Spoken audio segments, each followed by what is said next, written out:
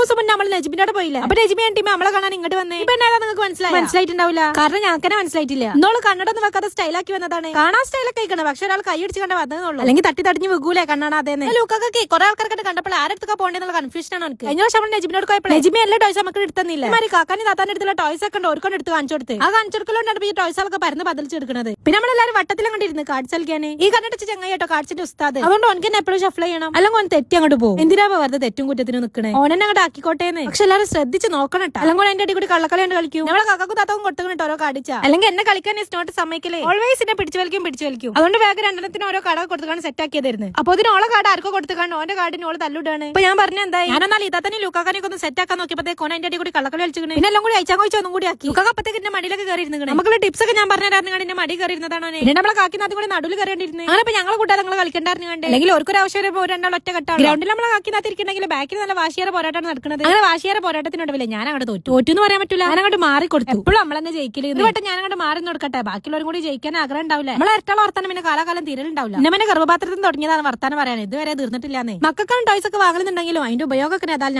അവന്റെ ശരീരം മാത്രമേ വളർന്നിട്ടുള്ളൂ, മനസ്സിപ്പോഴും ലീൻഡി ലൂൻഡിപ്പാണ്. അങ്ങനെ സൽക്കാരം ഫുഡ് കഴിക്കലൊക്കെ കഴിഞ്ഞിട്ടോ. ഫുഡ് എന്താന്ന് കാണിച്ചാൽ മറന്നുപോയി, കാരണം ഞാനപ്പോൾ നമ്മൾ കാക്കും താത്തക്ക് തിന്നാൻ കൊടുക്കേനു. ഡെഡി കൂടി വീഡിയോ എടുക്കാൻ പിന്നെ അതിനെല്ലാം നേരം ഉണ്ടാവുള്ളൂ. അങ്ങനെ ഫുഡ് കഴിച്ചാൽ നമ്മളെ വിരുന്നേരത് ഇറങ്ങണം കേട്ടോ. നമ്മളെ ലൂക്കാക്കി അതോടെ മേത്ത് കയറി പറ്റിക്കും. അവന്റെ വിചാരം ഓനെ അങ്ങോട്ട് കൊണ്ടുപോകുന്നതാണ് ഒരു പോകുമ്പോൾ. ആ സന്തോഷത്തിലാണ് പോകാൻ ഒക്കത്തുള്ളത്. അങ്ങനെ നമ്മളെ ഹിബാൻ ഫാമിലി നാളെ അബുദാബിക്ക് തിരിച്ചു പോട്ടോ. ഹിബ എന്ന് പറഞ്ഞാൽ ചിലപ്പോൾ മനസ്സിലായിക്കൊള്ളുന്നില്ല. നമ്മളെ ബുർക്കത്താത്തല്ലേ മിഞ്ഞാന്ന് കാണിച്ച ആ താത്ത അബുദാബിക്ക് പോവാണ്. ആ താത്ത എവിടെ നോക്കണ്ട, അങ്ങനെ ഫേമസ് ആവാനൊന്നും ഇഷ്ടമല്ലോ, അതുകൊണ്ടാണ് ആ പെണ്ണിനെ കാണിക്കാത്തത്. അങ്ങനെ എല്ലാവരും ടാറ്റ ബൈ ബൈ ഒക്കെ പറഞ്ഞുകൊണ്ട് പോയിക്കണേ. അപ്പൊ ഇത്രയുള്ളൂ tata bye bye, see U.